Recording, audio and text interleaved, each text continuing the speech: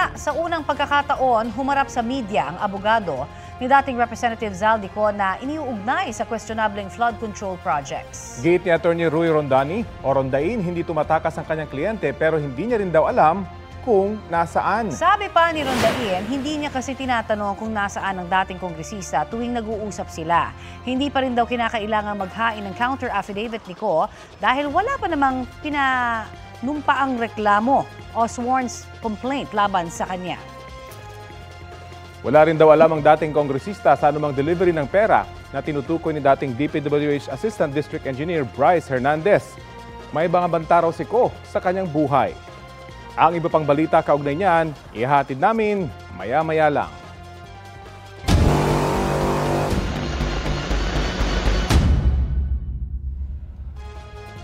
Matinding pinsala ang tinamo ng ilang probinsya sa Visayas dahil po sa pananalasa ng Bagyong Tino. Sa huling tala, 52 na ang naiulat na nasawi. Ayon sa datos ng National Disaster Risk Reduction and Management Council o NDRRMC, 10 ang naitalang sugatan habang 13 ang nawawala. Patuloy na bineberipika ng mga otoridad ang mga bilang na yan. Mahigit 700,000 tao at 200,000 pamilya naman ang apektado ng masamang panahon. Mahigit kalahati sa mga naapektuhan ang nasa evacuation center sa Mimaropa, Bicol, Visayas at Caraga. Isa po sa mga labis na pinadapa ng Bagyong Tino ang Cebu Province. Sa tindi nga po ng baha roon, tila laruang nagkapatong-patong ang mga sasakyan. Isinailalim na ang buong probinsya sa state of calamity. Balitang hatid ni Fe Marie Dumabok ng GMA Regional TV. Pasado laona pa lang ng madaling araw kahapon, napatumba na ng Bagyong Tino itong mga punong kahoy sa tabi ng daan sa bayan ng Carmen. Pasado 2:00 ng madaling araw nang lumakas pa ang hangin at ang dalang ulan nito. Walang tigil ito kaya naperwisyo nito ang tulog ng mga pinalikas evacuation center sa Barangay Sabang, Danao City. Mas lumakas pa ang hangin at ulan pasado 5:00 ng madaling araw nang maglandfall na ang bagyo sa bayan ng Bourbon. Napatumba ang malaking kabinet, mga saging, puno ng kahoy, natanggal din ang bubong ng isang bahay. Sa kasagsagan ng bagyo, isang may-ari ng bahay ang patuloy na nagkumpuni ng kanyang nasirang bahay. Pasado 8:00 na ng umaga nang humina ang hangin at ulan. Ito na ang tumambad, mga nagbagsakang puno ng kahoy at matinding baha sa National Highway. Sa barangay poblasyon sa lungsod ng Danao, lagpas baywang ang baha kaya hindi ito madaanan ng mga papunta at galing sa northernmost Cebu. Nagmistulang sapa ang National Highway sa barangay Estaca, Compostela dahil sa rumaragasang baha. Ang fire truck na magsasagawa sana ng rescue operation ay inanod ng baha. Ligtas naman ang mga sakay nito. Ang padong kami mag-rescue mo mga 2 hours ago or 3 hours estimated na kung oras. Pag abot na mo ma'am kay amo na lang ang tanggi priority ang katong subdivision kay daghan kayo tawag daghan kay call. Sa to say ma'am dili gid kayo sa fire truck ma'am gianod jud mi tungod sa pressure sa tubig. Binaha ang mga bahay at may bahay na nasira dahil sa matinding baha dahil umapa umano ang Kutkut River. Sa video na kuha ng isang netizen, kitang tila naging sapa ang subdivision na ito sa Barangay Bakayan, Cebu City. Dahil sa lakas ng agos, naglutangan ang mga pribadong sasakyan. Nang bahagyang humupa ang baha, ito na ang tumambad. Patong-patong ng mga sasakyan na tila malalaking laruan. Sa Barangay Bakayan, umapaw ang sapa at rumagasa ang baha.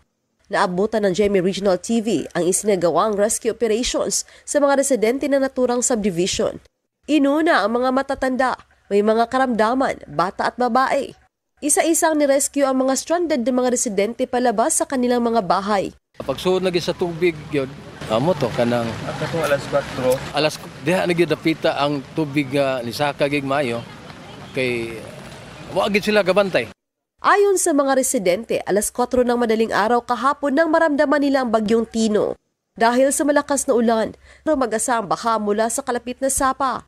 Marami sa mga residente ang hindi nakalabas nang umabot sa 10 hanggang 12 talampakan ang baha. Dahil malakas ang agos ng baha, pinili nilang manatili sa ikalawang palapag ng kanilang bahay. Nagbaha og sugod ang kusina ug ang CR, then sunod paspas lang kayo nga ni sirit kay di na mabili ang portahan. Dahil sa magdamag na pag-ulan, muntik nang umapaw ang tubig sa Guadalupe River. Agad na inalerto ng mga barangay ang mga residente sa sitio Sapang Dako para mag-ingat. Sa social media post naman ng Our Lady of the Sacred Heart Parish Capitol, makikita na pinasok na ng baha ang ground floor ng simbahan. Binaha rin ang mga bahay sa barangay Tabok, Mandaue City. Pareho rin ang naranasan ng mga residente sa Talisay City. Nananawagan naman ang uploader na si Minerva Herodias ng mga rescue personnel dahil sa patuloy na pagtaas ng level ng tubig. Tila naging isang sapa naman ang Sitio Galaxy sa barangay Danglag sa bayan ng Konsolasyon matapos ang malakas na pagbuhos ng ulan. Ayon kay Angelic Bacos, halos hindi na makita ang mga bahay dahil sa baha. Ang ilan sa mga residente umakyat na sa bubong ng kanilang mga bahay. Malalang pagbaha rin ang naranasan ng mga residente sa Villa Azalia sa barangay Kutkot sa bayan ng Liloan. Maraming residente ang makikitang nasa bubong na ng kanilang mga bahay matapos pasukin ito ng baha. Marami sa kanila ang gumamit ng trapal habang naghihintay ng rescue. Natumba naman ang isang malaking punong kahoy sa isang townhouse sa barangay Alang-Alang, Mandaue City. Nabagsakan nito ang isang kotsing nakaparada. Sa isa namang kuha ni Abarquez, makikita rin na natumba ang giant Christmas tree ng Mandaue City LGU na itinatayo sa Mandaue Plaza. Rumagasa naman ang tubig mula sa sapa sa sitio Pulang Bukid na naranasan sa barangay Alang-Alang. Umabot ang tubig sa ikalawang palapag ng bahay na nakatayo malapit sa sapa. Ayon sa Pag-asa Visayas, naitala ang 183 mm na ulan simula 8 a.m. ng November 3 hanggang 8 a.m. ng November 4. Femari Dumabok ng GMA Regional TV. Nagbabalita para sa GMA Integrated News. Nagdulot ng kabi-kabilang pagbaha ang naranasang malakas na ulan at hangin sa ilang bayan sa Palawan dahil sa Bagyong Tino. Sa San Vicente, nagmistulang ilog ang kalsada na yan dahil sa abot tuhod na baha. Sa Rojas naman, pumasok na ang tubig sa ilang bahay. Sa Cuyo, malakas na hangin at ulan naman ang patuloy na nararamdaman sa ilang lugar. Sa unang ulat ng mga otoridad, mahigit 900 pamilya na ang lumikas sa iba't ibang lugar sa Palawan. Dahil naman sa lawak ng pinsala ng Bagyong Tino sa ilang lugar sa Giwan, Eastern Samar, isinailalim sa state of calamity ang bayan. Base sa tala ng Municipal Disaster and Risk Reduction and Management Office, mahigit 9,000 residente o mahigit 2,500 pamilya ang sapilitang inilikas. Inaasang makatutulong ang deklarasyon ng state of calamity para mapabilis ang pagtugon ng local government sa mga pangangailangan ng mga naapektuhan ng bagyo.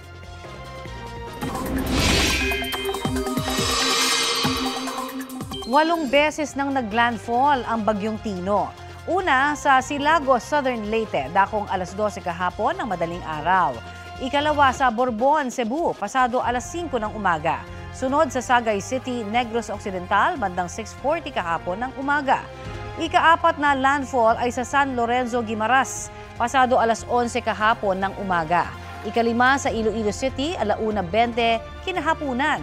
Habang ang ika-6 na landfall sa Magsaysay, Cuyo Island sa Palawan, pasado alas 7 na ng gabi. Kanina pong 4:10 ng madaling araw, tumama naman ang mata ng bagyo sa Batas Island, Linapakan, Palawan.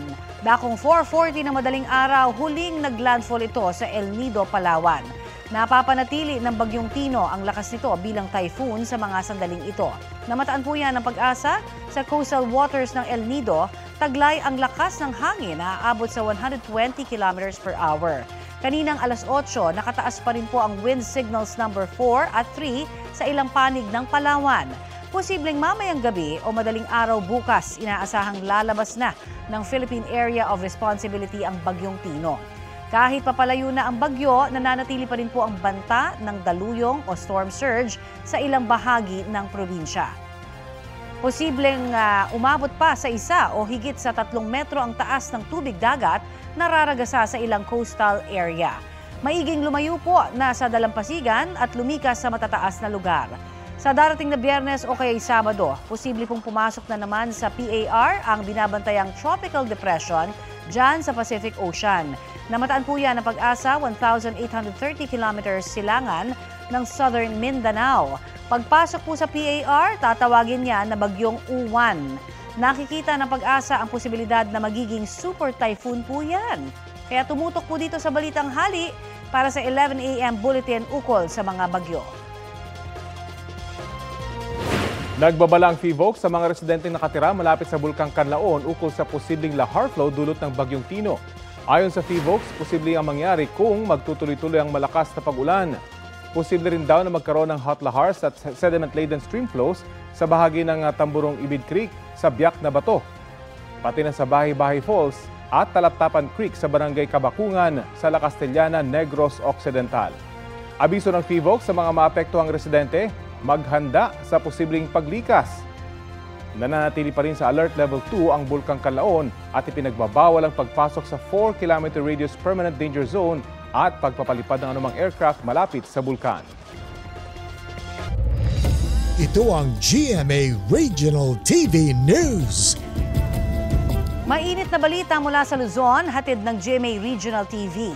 Wala mang wind signal, nakaranas po na naman ng malakas na pag-ulan ang ilang bahagi ng Hilagang Luzon dahil sa trough o yung buntot ng Bagyong Tino. Kasama natin si Chris Zuniga para sa detalye. Chris? Salamat, Connie. Binaha ang ilang bahagi ng Baler Aurora kasunod ng malakas na ulan. Sa barangay Suklayin, kitang mabagal ang takbo ng ilang sasakyan dahil sa tubig sa kalsada. Halos 3 oras daw na umulan doon, kaya bumaha. Nagdulot yan ng permisyo sa mga residente, lalo't dyan daw ang pangunahing ruta, papasok at palabas ng mga terminal at palengke sa bayan. Nagkaroon naman ng rock slide sa Tinglayan, Kalinga. Humambalang sa kalsada ang malalaking tipak ng bato at lupa dahil sa paglambot ng lupa kasunod ng pag-ulan sa lugar. Nagsagawa na ng clearing operations doon. Arestado naman ang isang babae matapos umanong magtangkang magpuslit ng iligal na droga sa City Jail dito sa Dagupan City. Ayon sa mga otoridad, dadalaw sana ang sospek sa kanyang kinakasama na nakakulong doon. Nahulihan siya ng isang pakete ng hinihinalang shabu na nakabalot sa bond paper. May bigat itong 3 gramo na nagkakahalaga ng mahigit sa 20,000 piso. Naharap sa reklamo paglabag sa Comprehensive Dangerous Drugs Act of 2002 ang sospek at wala pa siyang pahayag. Mainit na balita, 1.7% pa rin ang inflation o ang bilis ng pagmahal ng mga produkto at serbisyo sa bansa nitong Oktubre. Ayon sa Philippine Statistics Authority, kapareho niya ng inflation rate noong Setyembre. Sabi ng PSA, nakaambag sa inflation ang mabilis na pagtaas ng presyo ng kuryente, tubig at renta sa bahay. Gayon din ang pagtaas ng presyo sa mga restaurant at cafe. Pati na ang pagtaas ng presyo ng gulay, isda at karneng baboy. Ang inflation nitong Oktubre ay pasok sa 1.4% hanggang 2.2% projection ng Bangko Sentral ng Pilipinas.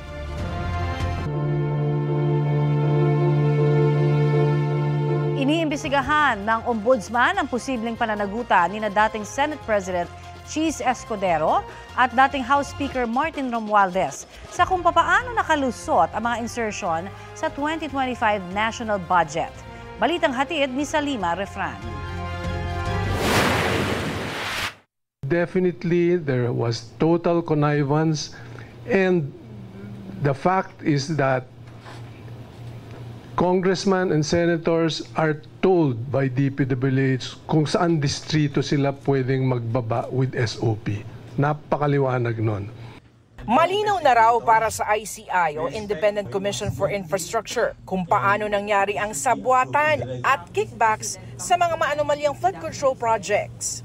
It's a matter of identifying people who were involved in the connivance that really brought this whole government machinery system total breakdown. Sentro raw sa anomalya ang DPWH. The process to us, especially coming from DPWH, is already very clear. Without the role of DPWH officials, hindi mangyayari ito. At sir, aabot yun hanggang sa mga sekretary? Umabot na nga eh. Bubuo ng bagong task force ang Office of the Ombudsman para imbestigahan si dating DPWH Secretary at ngayon Senador Mark Villar kaugnay ng mga anomalyang flood control projects. Lalo't 5 taon o mula 2016 hanggang 2021, naging kalihim si Villar sa ilalim ng Administrasyong Duterte. Because it did not start the last 2 years, it started way back, started in tiny bits in 2018, started to grow. When they perfected the system, it started in tremendous leaps and bounds. Kasama rin sa investigasyon sina dating Senador Cynthia at kasalukuyang Senador Camille Villar para sa mga proyekto sa baluarte nilang Las Piñas at kalapit na lugar na Bacoor, Cavite. Inaalam kung nakinabang dito ang mga ari-arian at negosyo ng mga Villar.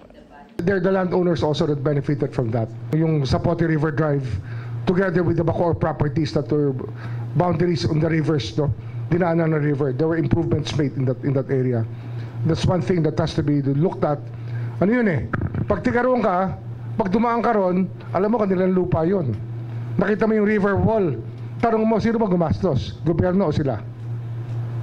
Ganun kasimple yun.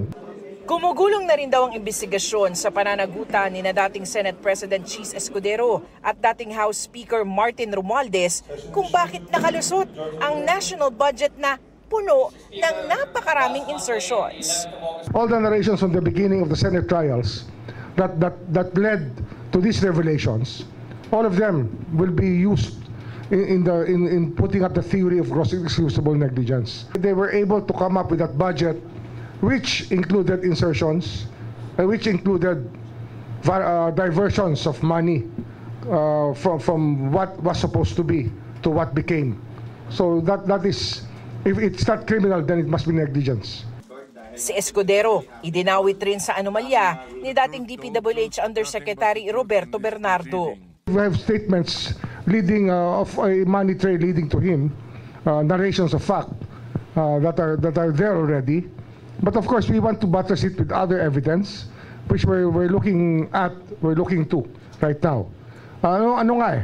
Pag wala ka makitang AMLA trail, then you have to follow a cash trail, and we will find it. Si Romualdez iniimbestigahan rin para sa pagtayo ni dating Ako Bicol Party List Representative Zaldico bilang dating House Appropriations Committee Chair.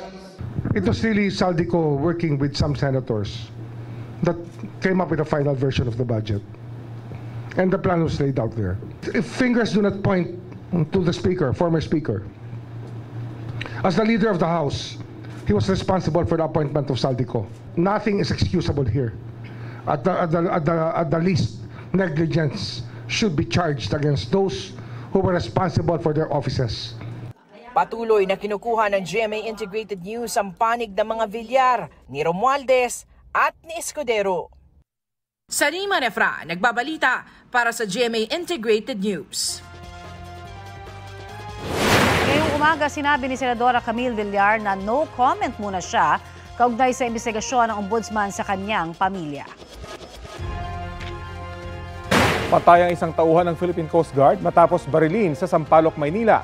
Sa inisyal na impormasyon ng pulisya, nakita ng ilang testigo na nakikipagkwentuhan ng biktima sa isang lalaki sa tapat ng isang bakery sa barangay 466. Posibleng kakilala ng biktima ang lalaki. Bigla na lang daw nag-away at nagsuntukan ng dalawa hanggang nauwi sa pamamaril.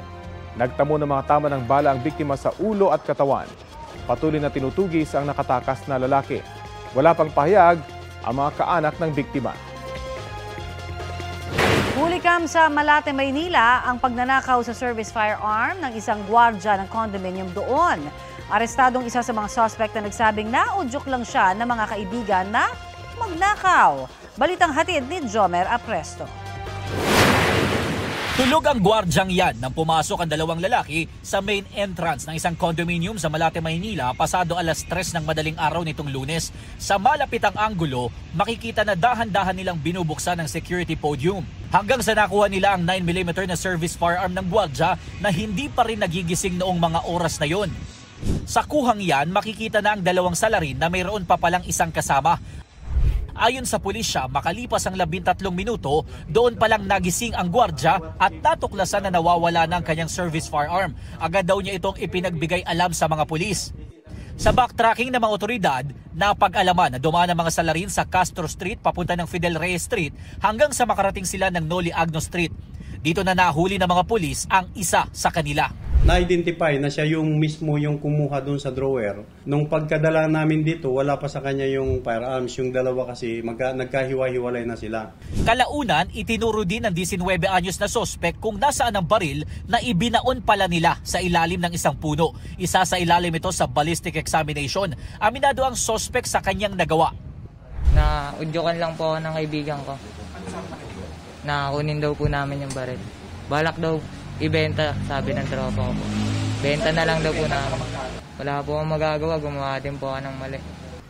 Na-inquest na kahapon ng sospek at nasampahan na ng reklamong theft. Patuloy na hinahanap ang iba pa niyang kasama. Sabi ng pulisya, may investigasyon na rin ng security agency kung bakit nakatulog noon ang 23 anyos na gwardya. Inaalam din nila kung may posibilidad na nasobrahan sa oras ng duty ang biktima at hindi sapat ang pahinga. Baka naman hindi nila kaya, pinipilit na lang. Ang pinaka-worst kasi dito na nakikita natin, what if yung firearms ay magamit sa krimen? O magamit doon sa mismo sa gwardiya. Sinubukan namin makipag-ugnayan sa security agency ng condominium. Itinanggi ng shift in charge doon na nagkaroon ng insidente ng nakawan sa kanila. Jomer Apresto nagbabalita para sa GMA Integrated News. Pumirma sa isang kasunduan ng Office of the Ombudsman at Anti-Red Tape Authority o ARTA para mapabilis ang pagsasampa ng kaso laban sa mga opisyal at kawani ng gobyerno na sangkot sa katiwalian at red tape. Sa ilalim ng kasunduan, deputized o mapapasailalim na ng Ombudsman ang mga investigador ng ARTA. Layo ng kasunduan na hindi na dumoble ang pag-iimbestiga ng Ombudsman at Anti-Red Tape Authority. Mas mapapabilis daw nito ang pagbuo ng resolusyon kaugnay sa isang kaso. With this Memorandum of Agreement, papayag po ang Ombudsman na bigyan ng karapatang weight or yung aming findings para mabilis ang resolution. Kaya ang mga taong bayan mas mabilis po ngayon ang aksyon natin. Kaya wag po kayong magatubili na magreklamo. This is not just a coordination agreement. It is a declaration of a whole-of-government approach. Good news para sa mga empleyado ng gobyerno. Maaga po ninyong matatanggap ang inyong year-end bonus ngayong taon. Kasunod po yan ng utos ni Pangulong Bongbong Marcos. Ibibigay yan ng Department of Budget and Management sa unang payroll ngayong Nobyembre. Katumbas po yan ng isang buwang sahod ayon sa Department of Budget and Management. Dagdag pa ang 5,000 pesos na cash gift. Ayon kay Palace Press Officer Claire Castro, isa yan sa mga hakbang ng pamahalaan para kilalanin ang pagsisikap at dedikasyon ng mga kawani ng gobyerno.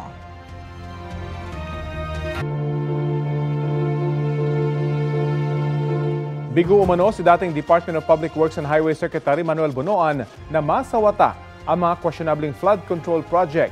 Kabilang yan sa mga idinitalye ng Independent Commission for Infrastructure sa kanilang bagong interim report. Balitang hatid ni Joseph Moro. Mga dating opisyal ng DPWH ang pinakakasuhan sa ikatlong interim report ng Independent Commission for Infrastructure na inihain sa Ombudsman. Kabilang si dating DPWH Secretary Manuel Bonoan, dating DPWH Undersecretary Roberto Bernardo at Maria Catalina Cabral, dating District Engineer Henry Alcantara, Assistant Engineer Bryce Hernandez, Construction Chief JP Mendoza at 5 pang engineer ng Bulacan District Engineering Office. Ang inirekomenda ng ICI kasong administratibo na paglabag sa Code of Conduct and Ethical Standards for Public Officials and Employees. Kaugnay sa 72.3 milyong pisong Ghost Flood Control Project sa Bagong Silang, Plaridel, Bulacan. We'll be submitting our interim report and recommendation to the Office of the Ombudsman on the alleged involvement of several DPWH officials and employees in obtaining bribes of unwarranted monetary benefits from flood control projects. Tungkol kay Bonoan, sabi ng ICI may supervision at control siya bilang kalihim. Pero tinalikuran umano ni Bonoan ang tiwala ng publiko kaya nasa katuparan daw ang anomalya ng mga senior official ng DPWH. Nabigo raw si Bonoan na maging maingat kaya nagresulta raw ito sa anomalya. Ang umano'y kapabayaan ni Bonoan ay patungkol sa proyekto ng DPWH Bulacan 1st District sa kontraktor na Top Notch Catalyst Builders Incorporated na pagmamayari ng isang Yumir Villanueva. Sa investigasyon ng Commission on Audit ay hindi na itayo sa sinabing lokasyon ng proyekto. Pero may certificate of completion ito nitong May 2025 lamang at nabayaran ito. Kaya bukod sa kasong administratibo, pinakakasuhan din ng kasong kriminal na graft, malversation of public funds, falsification of public documents, at paglabag sa Government Procurement Act at Presidential Decree No. 1759. Sina Alcantara, Hernandez, ang owner ng Top Notch sa Villanueva at iba pang taga DPWH Bulacan District. Sinisikap ng GMA Integrated News news na makuha ang panig ni Bonoan at ng iba pang inirekomendang kasuhan ng ICI. Ang isinumiteng rekomendasyon ng ICI sasailalim naman sa fact-finding ng Ombudsman para malaman kung maiahain ito sa korte. Nakadetene pa rin sa Senado sina Alcantara, Hernandez at Mendoza. Ayon kay Senador Panfilo Lacson, sa Senado nang malamang magpapasko ang tatlo kasama ang kontraktor na si Curly Discaya. Posibleng sa November 14 ang susunod na pagdinig ng Senate Blue Ribbon Committee sa anomalya sa mga flood control project. Pero depende kung mapagbibigyan dahil nakatakda rin pagdebatehan sa plenaryo ang 2026 national budget sa parehong araw. Inaasang ihaharap ni Lacson sa pagdinig ang isang testigong anay posibleng magtahi ng mga kailangan malaman para may mapanagot. Pinapa-finalize ko yung affidavit within the week, no? Kasi base sa kwento saka base do sa mga dapat ebidensya, mga dokumento, ledger, digital files, lahat ng notes. Kasi sabi ko sa kanya, kung magme-mention lang ng pangalan na walang suportang dokumento, wag na lang mag-mention kasi baka makasira lang ng tao. Maski may personal knowledge, kung wala naman siyang supporting documents, wag na lang magbanggit. Papadalahan naman ng imbitasyon sina dating House Speaker Martin Romualdez at dating Congressman Saldi Co na kapwa wala pang kumpirmasyon kung dadalo. Joseph Morong nagbabalita para sa GMA Integrated News.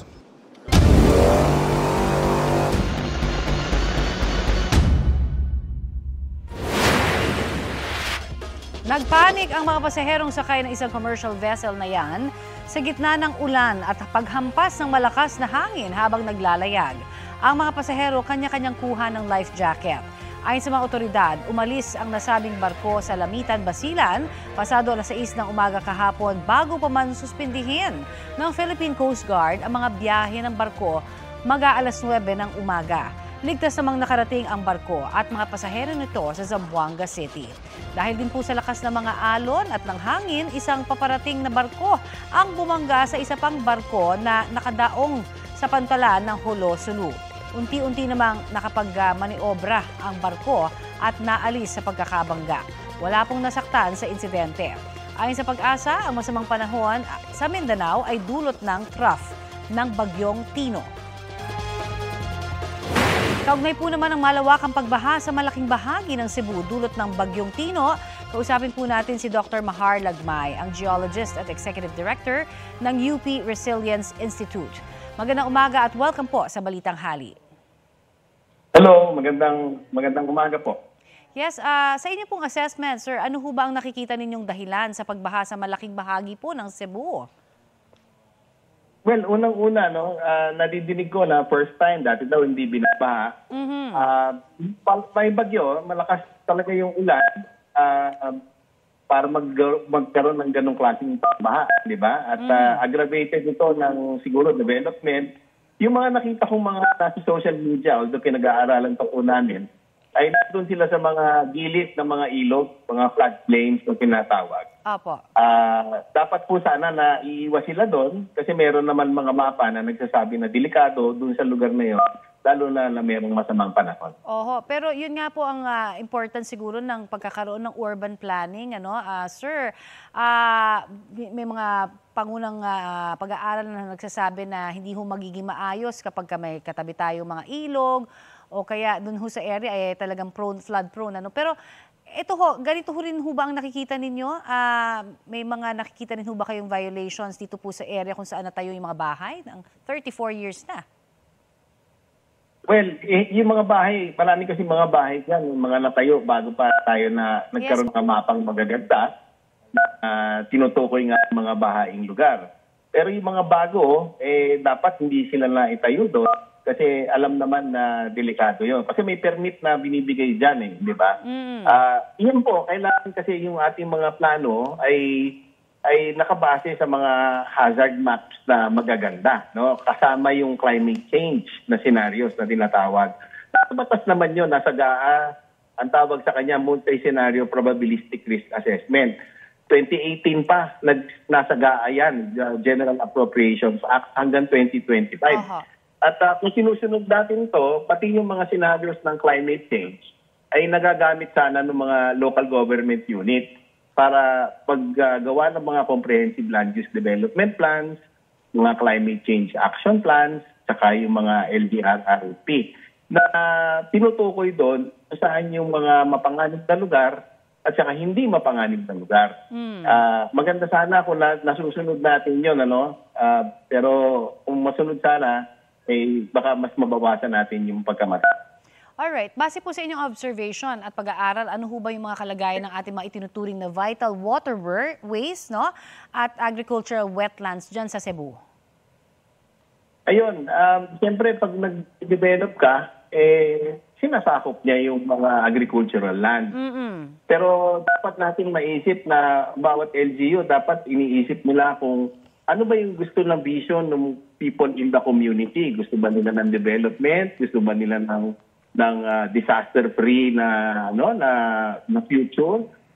Dapat yun, naisasaling yan doon sa mga plano nila para yung mga hazard maps ginagamit para maging risk-informed and science-based yung kanilang mga gusto na mangyari para sa kanilang komunidad.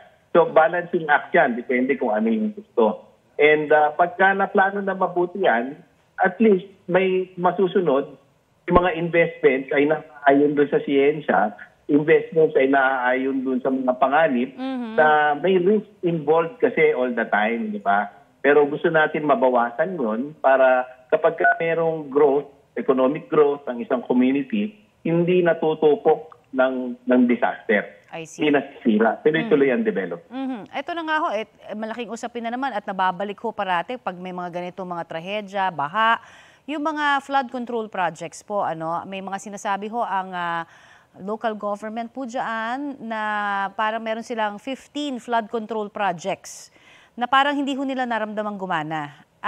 Malaki ho ba ang tsansa kaya kung sakasakali na ma-mitigate po yung mga ganitong problema? Kung angkop lamang yung pagkakagawa ho ng mga flood control projects at sa mga flood control areas, lalong-lalo na dyan sa Cebu. Ayan, magiging problema yan, kasi yung mga dike, kung flood control, dike ang tinutukoy nyo.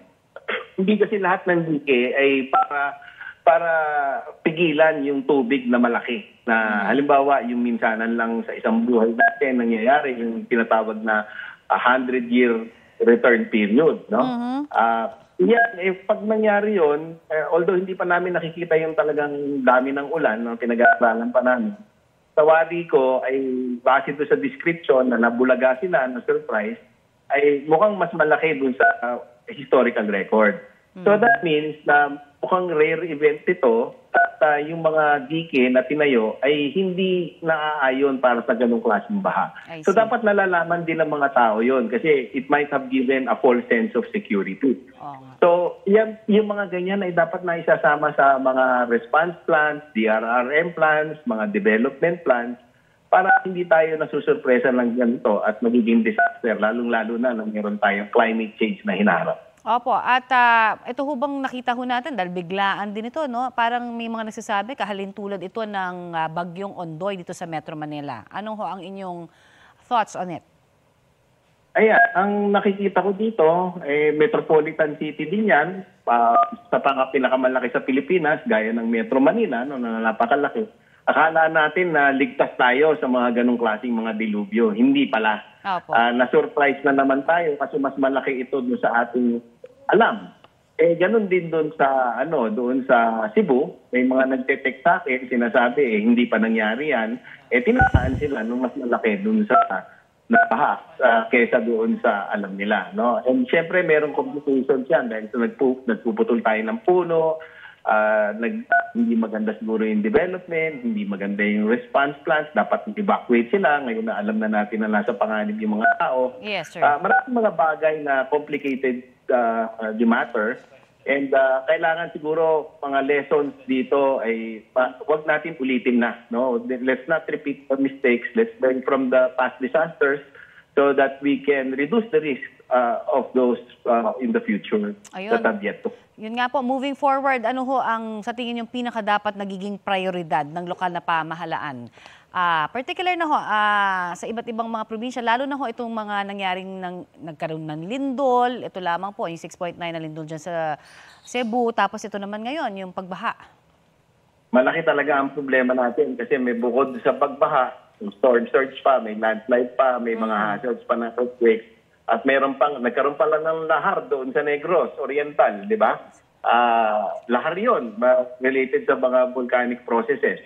So, yan mga ganyang klaseng mga scenarios, we should always remember na kailangan natin pinaghahandaan ito. At hindi siguro sa mga leksyon dito, mas damihan pa natin at lawakan natin yung edukasyon, damihan natin, build an army of scientists and researchers who will work on this problem. Kasi hanggat hindi natin ito sinosolve, hindi natin ginagamit yung siyensya ng buong makakaya niya, hindi natin ginagamit yung teknolohiya na pinakamabago, pinaka-angkop sa mga bagay-bagay na nangyayari ngayon, ay palagi tayong aatras sa ating economic growth tuwing tinatamaan tayo ng disaster. So mag-invest tayo sa mga kakayahan, sa mga local resources, capacity building, training, scientists, researchers, bago tayo mag-isip na maggumastos sa mga bigay na pagkamahal-mahal na nakikita natin ay hindi naman umuubra. So that should be a last resort. We should exhaust all possibilities, determine the residual use, at pag hindi na kaya ng nature-based solutions, tsaka tayo mag-concrete type.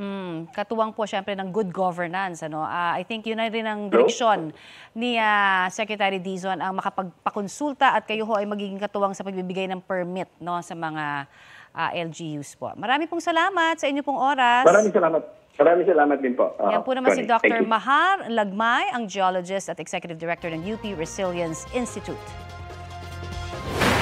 Maaaring abutin pa ng 3 araw bago tuluyang maibalik ang supply ng kuryente sa Negros Occidental matapos ang pananalasa ng Bagyong Tino. Sa Roa City sa Capiz naman, nagsimula nang bumalik sa kanilang tahanan ang mga lumikas na residente. May ulat on the spot si Kim Salinas ng GMA Regional TV. Kim? Rafi, mahigit 480,000 na mga individual sa Western Visayas ang apektado ng Bagyo Tino.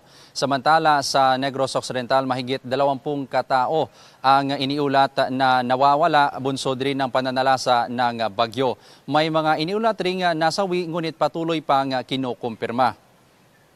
Humupa na ang pagbuhos ng ulan sa Roa City sa Capiz simula kagabi hanggang ngayong umaga, kaya ang ilang lumikas na mga residente bumalik na sa kanilang mga bahay. Nagsiuwian na mga residente na nasa evacuation center sa Roa City dahil wala ng lugar sa lungsod na lubog sa baha. Sa pinakahuling tala naman ng PDRMO Capiz, mahigit 153,000 individual ang inilikas dahil sa Bagyong Tino. Mahigit 148,000 dito ang nananatili pa rin sa evacuation centers. Sa kabila nito, may ilang lugar pa rin sa Capiz ang walang kuryente. Nananatili pa ring suspendido ang trabaho at klase sa ilang LGU sa Capiz at Roa City. Sa tala ng DSWD, umabot sa mahigit 152,000 na mga pamilya o mahigit 489,000 na katao ang naapektuhan ng Bagyong Tino sa Western Visayas. 111 na mga kabahayan naman ang nasira sa probinsya ng Aklan, Capiz, Iloilo at Guimaras dahil sa malakas na hangin dala ng Bagyo Tino. 10 dito ang totally damaged. Nakahanda naman ang PDRMO Capiz sa pagbigay ng tulong sa mga LGU na nangangailangan sa clearing operation at search and rescue operation sa mai-report na missing na individual. Samantala, 18 tao ang iniuulat na nawawala sa bayan ng La Castellana sa Negros Occidental. Habang 4 naman ang isinailalim pa sa verification na nasawi matapos ang pananalasa ng Bagyong Tino. Una nang kinumpirma ni La Castellana Mayor Añejo Nicor kagabi ang 9 na missing. Dumoble ito ngayong umaga. 3 tulay naman ang nasira habang lubog pa rin sa baha ang ilang lugar sa bayan. Kagabi nawala ng supply ng kuryente sa buong La Castellana at naging mabagal din ang internet connection. Ayon sa alkalde, maaaring abutin pa ng 2 hanggang 3 araw bago maibalik ang supply ng kuryente. Nananawagan din siya ng tulong mula sa pamahalaang nasyonal at probinsyal. Samantala, batay sa ulat ni Brian Larry Sanyor, spokesperson at OPSEN Deputy Manager ng Negros Occidental PDRMO Emergency Center, nagtala ang Bago City ng 5 kaso ng trauma injuries. 7 katao naman ang nawawala at 3 nasawi na nasa proseso pa ng verifikasyon. Iniulat din ng PDRMO na aktibo ng nakikipagtulungan ng mga ahensya gaya ng Kapulisan, Coast Guard at BFP para sa isinasagawang search, rescue at retrieval operations. Rafi, patuloy namang nananawagan ang otoridad sa publiko na manatiling alerto lalo na't nararanasan pa rin ang pag-ulan sa iba't ibang bahagi ng Western Visayas at Negros Island. Rafi? Maraming salamat, Kim Salinas. Patay ang isang driver matapos maipit ang kanyang binti sa minamanehong truck na sumalpok po sa poste ng Skyway sa Quezon City. Balitang hatid ni James Agustin. Ganitong inabutan ng mga rescuer tauhan ng Barangay Santol sa bahaging ito ng Araneta Avenue sa Quezon City pasado alas 10 kagabi. Ang lalaki nagmamaneho ng tractor head na sumalpok sa poste ng Skyway. Nakaipit pa ang binti. Hindi rin makalabas ang kanyang pahinante. Pahirapan ng pagliligtas sa kanila. Kinailangan gumamit ng extrication tools sa mga rescuer. Maya-maya pa maingat na inilabas ang pahinante at binuhat para maisakay sa stretcher. Sa kabilang pintuan naman ng sasakyan, sunod na nailigtas ang driver. Hindi sila mailabas agad. So, kailangan ginamitan pa sila ng equipment para mabuksan yung parehong pinto. Dahil talagang yung harapan ng sasakyan talagang dikit doon sa poste. So, yung kanyang lower part ng katawan hindi mailalabas. Dinala sa ospital ang driver at pahinante. Kalaunan nasawi ang driver ayon sa District Traffic Enforcement Unit ng QCPD. Inalam pa ng mga otoridad ang dahilan ng aksidente. May sugat si pahinante pero bandang binti na niya. Kanang binti niyang may hiwa na nakita ko. Yun. Si driver naman ang tama niya sa right side din nung kanyang ulo. Sa lakas ng pagkakabangga sa poste ng Skyway, nawasak ang harapan ng tractor head at nabasag ang windshield. Nagkalat ang mga bubog sa kalsada. Pasado hating gabi na nang mahatak ang sasakyan. James Agustin, nagbabalita para sa GMA Integrated News. Ito ang GMA Regional TV News. Mainit na balita mula sa Visayas at Mindanao, hatid ng GMA Regional TV. Patay ang isang babae matapos tumaob ang sinasakyang bangka ng kanyang pamilya sa Buluan, Maguindanao del Sur. Cecil, paano yan nangyari? Rafi, overloading ang dahilan ng pagtaob ng bangka ayon sa lokal na pamahalaan. Batay sa investigasyon, papunta sa kanilang fish cage sa Lake Buluan ang mga biktima ng mangyari ang insidente. Sinubukan daw ng nanay na iligtas ang kanyang bunsong anak kaya siya nalunod. Ligtas naman ang bata pati ang 6 pa nilang kaanak. Ayon sa LGU, pang-5 tao lang ang kapasidad ng bangka. Nagpaabot na ng tulong ang lokal na pamahalaan sa pamilya ng biktima. Sinusubukan pang kunan ng pahayag ang mga nakaligtas. Sa Balingasag, Misamis Oriental naman, patay ang isang binatilyong 12 anyos na nalunod matapos siyang tangayin ng rumaragasang tubig sa isang malaking kanal sa Barangay San Isidro. Ayon sa investigasyon, naglalaro ang bata nang mahulog ang kanyang bola sa kanal. Sinubukan niyang kunin yon pero tinangay siya ng malakas na agos. Sinusubukan pang kunan ng pahayag ang pamilya ng bata. Update tayo sa sitwasyon sa Leyte na kabilang sa mga napuruhan ng Bagyong Tino. May ulat on the spot si Nico Sereno ng GMA Regional TV. Nico? Cecil, inaalam pa sa ngayon ng mga otoridad ang kabuang danyos na iniwan ng pananalasa ng Bagyong Tino dito sa Region 8. Umaga kahapon, matapos dumaan ang bagyo, unti-unting nagsiuwian ang mga nagsipaglikas sa bayan ng Abuyog nang magliwanag na ang kalangitan, dali-daling nagligpit ng gamit ang mga tao at isinakay sa tricycle para makauwi. Sa Abuyog noong Lunes ng gabi nang tumama ang bagyo, 827 families ang inilikas o mahigit sa 3,200 individuals. Maraming mga poste ng kuryente ang natumba at nakahambalang sa kalsada. Tig-isang lane pa rin ang magagamit sa bahagi ng National Highway dahil sa mga posteng nakaharang. Sa bayan naman ng Mahaplag, Leyte, problema ang grabing putik sa mga kabahayan sa San Vicente, Barangay Poblasyon. Umapaw kasi ang ilog sa lugar kaya binaha ang kabahayan. Sa ilang mababang lugar hanggang bewang ang putik. Sa bayan ng Marabut, Samar, ang ibang pamilya sa kuweba lumikas noong paparating ang bagyo. Kwento ng SK chairperson na si Nico Baldo, nakagawian na ng ilang mga residente na dun sa kuweba papasok at makikisilong. May ibang nagpunta rin sa evacuation centers naman sa bayan pero nakagawian na raw ng iba na doon.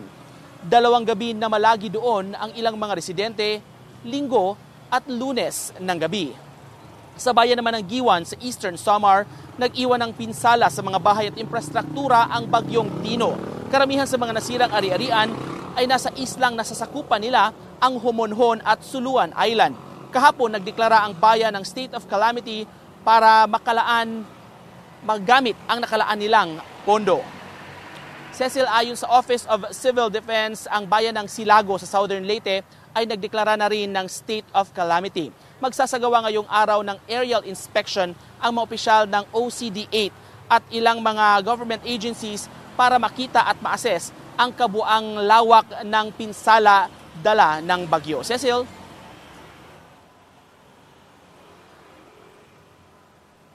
Maraming salamat, Nico Sereno.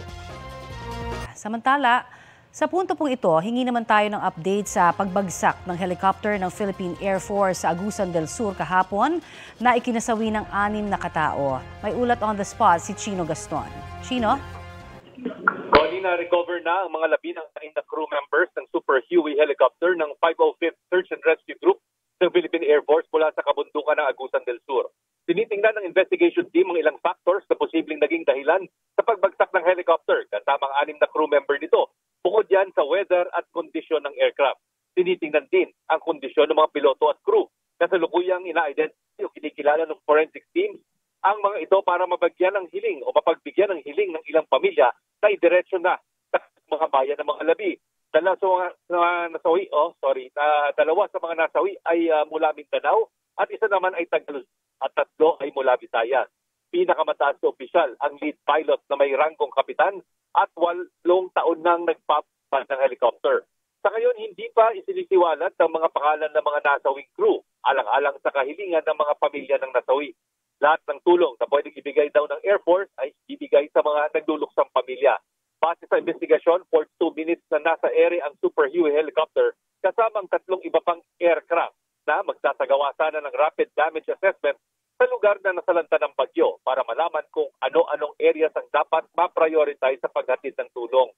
Saka sabay nag-take off mula Davao ang 4 na helicopter at patungong Butuan nang bigla nang nawalan daw ng communication sa Super Huey.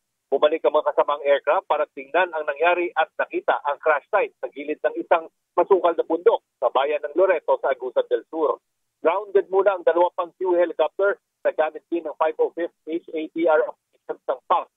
Bagamat hindi parehong-pareho na model ang bumagsak na helicopter, ay similar daw ang build at ang specifications nito at iisang kumpanya lang din ang may gawa. Sa ngayon, wala pang may tuturong dahilan sa crash at nananawagan ng Philippine Air Force sa publiko na hintayin lamang ang resulta ng crash incident investigation. At yan ang latest mula rito sa Philippine Air Force. Balik sa inyo, Connie. Maraming salamat, Chino Gaston. At ito po ang Balitang Hali. Bahagi kami ng mas malaking misyon. Ako po si Connie Sison. Rafi Tima po. Kasama niyo rin po ako, Aubrey Carampen. Para sa mas malawak na paglilingkod sa bayan. Mula sa GMA Integrated News, ang News Authority ng Filipino.